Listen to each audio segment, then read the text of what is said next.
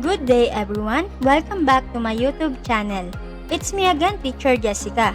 Before we start on our discussion, do not forget to subscribe, like, and share for more upcoming videos. For today's video, let's talk about prevention of substance use and abuse, cigarettes and alcohol. Familiar ba kayo sa gateway drugs? Gateway drug is used to describe any drug that a non-drug user might try out that can lead to the consumption of a more dangerous drug. Cigarettes and alcohol are gateway drugs. These are legal drugs that are readily accessible. People who abuse more dangerous drugs such as marijuana and shabu often start from cigarette smoking and drinking alcohol.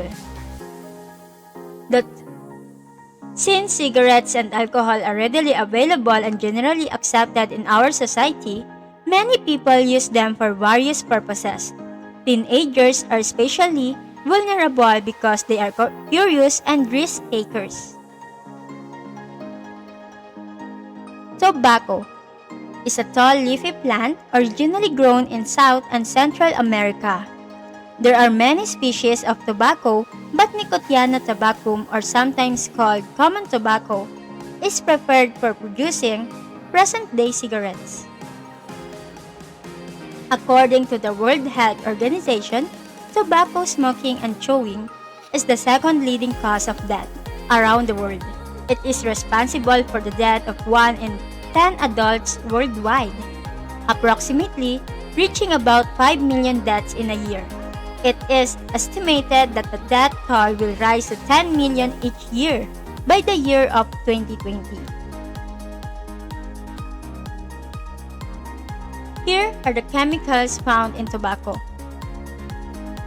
carcinogens, nicotine, and stimulants. Every time a cigarette is lit, smoke is emitted. There are 3 types of smokes produced by cigarettes, namely the following. First, mainstream smoke. It refers specifically to the smoke that a smoker directly inhales. Next, side stream smoke. The smoke that comes out of the lighted end of a cigarette or pipe. It is also a smoke that has been exhaled or breathed out by the person smoking. This is also called side stream smoke or environmental tobacco smoke. This is more dangerous as it exposes and harms adults and children that are non-smokers near the person smoking. Next naman ay ang third-hand smoke. Smoke that settles or left for a long time on clothes, sofa, beddings, pillow, carpet, car seat, and other objects. This smoke, also called residual tobacco smoke, settles along with dust and can last for months. This smoke still contains harmful chemicals and carcinogens. This is even more dangerous as it exposes and harms everyone, even if the smoking person is no longer around. How smoking affects your health?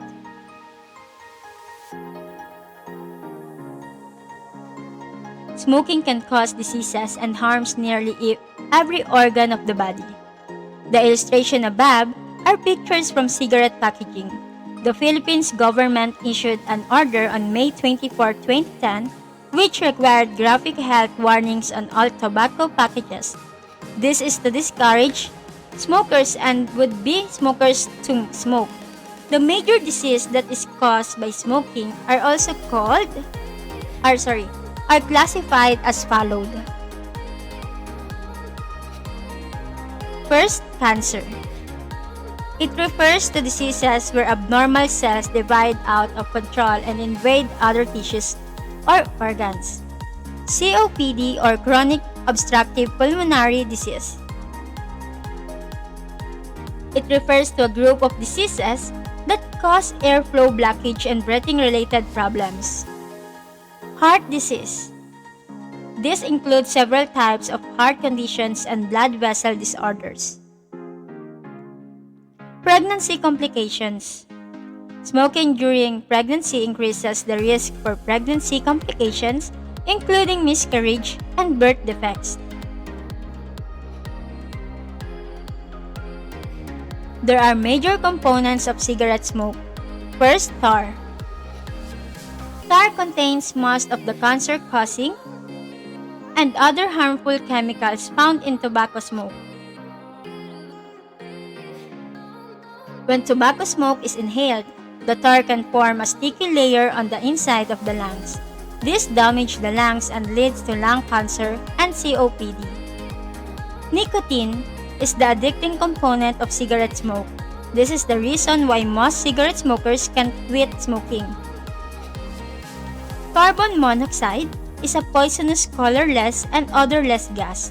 Lack of oxygen in cells forces the heart to work harder to distribute oxygen around the body. Carbon monoxide is a major contributor to heart disease, including heart attacks and atherosclerosis. Why do teens smoke?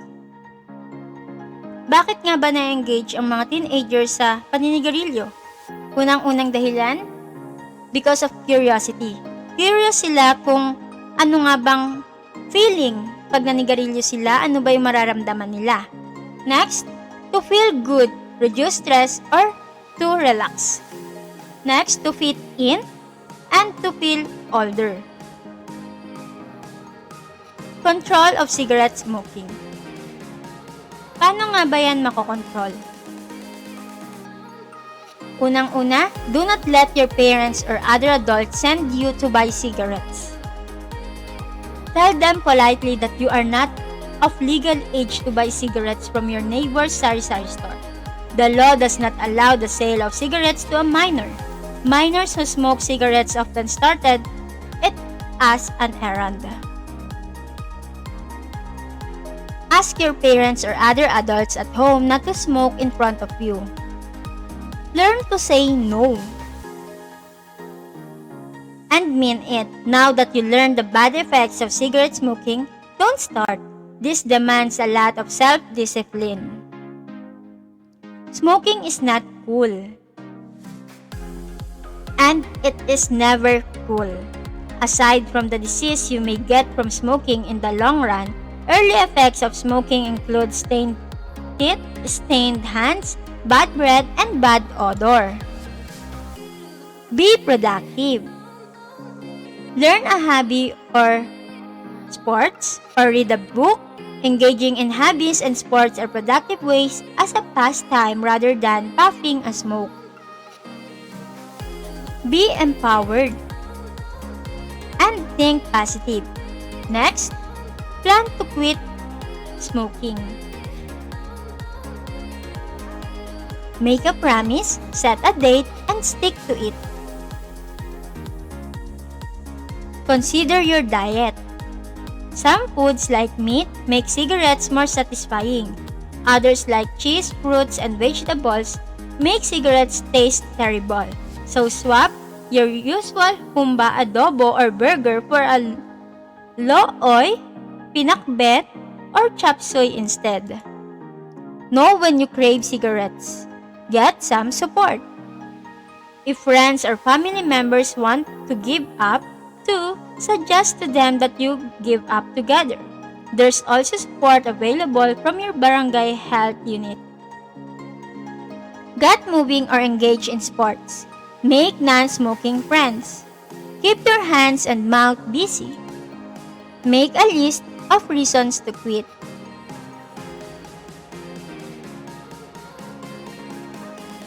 Now, let us discuss the policies and laws against cigarette smoking. Republic Act 8749 states that in public places and public conveyances are prohibited. Republic Act 9211, known as the Tobacco Regulation Act of 2003, the law governing tobacco production and distribution to the public consumer. Section 5, Smoking Ban in Public Places. Section 9, Minimum Age Sale.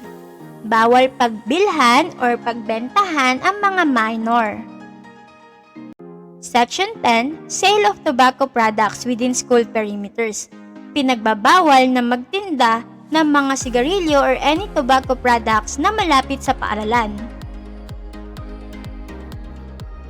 Pamilyar ba kayo sa mga ito? Ito ang mga madalas na alcohol na matatagpuan natin dito sa ating bansa. Alcohol is a colorless, bitter-tasting substance that humans have been consuming since ancient times. It comes from plants that underwent fermentation. Fermentation is the process of extracting alcohol from a plant or fruit. An example of fermented alcohol is a beer. A beer is extracted from grains. On the other hand, wines are from grapes and other fruits. There are 3 types of alcohol. Ethanol, beverages. Methanol, industrial solvent, example, paint remover and photocopier developers. Isopropyl is also called isopropanol or rubbing alcohol.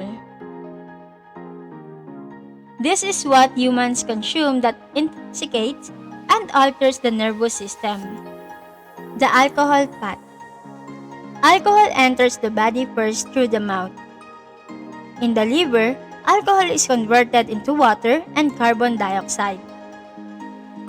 Most alcohol enters the bloodstream through the small intestine. Within 10 to 20 heartbeats, alcohol in the bloodstream reaches the brain. The heart pumps alcohol in the bloodstream throughout the body. Alcohol is filtered in the kidneys, leaving salts and acids, then exits the body through urination. Why people drink alcohol beverages? First, because of pressure, adulthood and maturity, to escape problems, and to relax. Long-term effects of alcohol drinking: tolerance, dependence, cirrhosis, and brain damage. Some alternative in preventing alcohol abuse: useful activities like leisure, sports, pastime activities, and animal racing. Organizations: Mamayan Ayaw sa Droga, Sangguniang Kabataan, Purok Leaders. How to control of alcohol consumption. Don't keep alcohol at home. Do not let your parents or other adults send you to buy alcohol. Surround yourself with non-drinkers and know the consequences of alcohol abuse. Ways to say no to alcohol. First, you can say, I'm studying. Next, you can say, I don't drink. I'm a minor or I'm underage. No, thank you. I'd rather get a soda. Thanks. Sorry, I'm allergic to alcohol.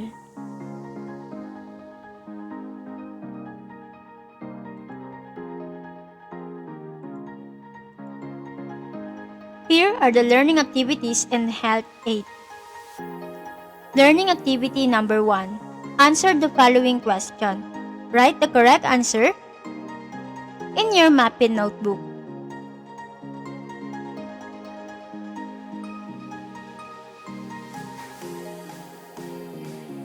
Learning activity number 2.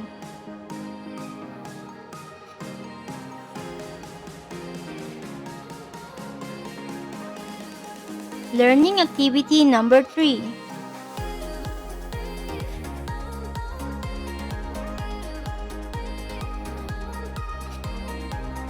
Learning activity number 4.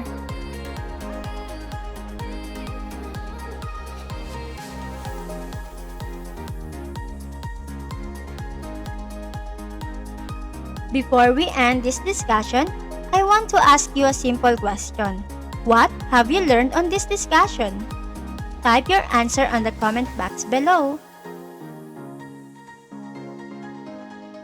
I hope you learned something from this discussion. Thank you and God bless to all. Keep safe.